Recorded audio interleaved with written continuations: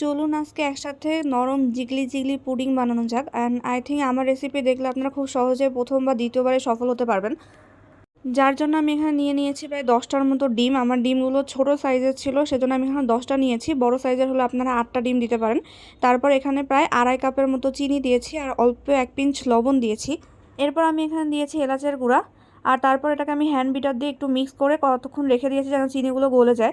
এরপর আমি electric bitter দিয়ে বিট করে নিয়েছি। জাস্ট উপরে ফেনা ওঠা পর্যন্তই বিট করতে হবে যেন চিনিগুলো ভালোভাবে মিশে যায়। আমি 2 লিটার দুধকে জাল দিয়ে 3 ভাগের 2 ভাগ বানিয়ে নিয়েছি। আর তারপর সেটাকে খুব ভালোভাবে আমাদের ডিমের মিশ্রণের সাথে মিশিয়ে দিয়েছি। যেহেতু আমি এখানে সর সহ দুধটা ঢেলে দিয়েছিলাম, এর জন্য আমার বিটারে হালকা সর বেঁধে আসতেছিল।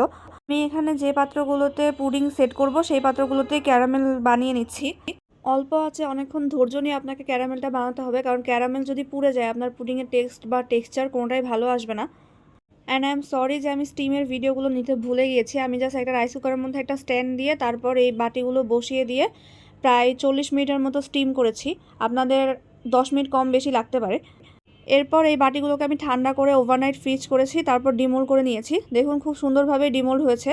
সাধারণত প্রতিবার ডিমোল্ডের ভিডিও করার সময় আমার পুডিং ভেঙে যায়, এবার আলহামদুলিল্লাহ ভাঙেনি।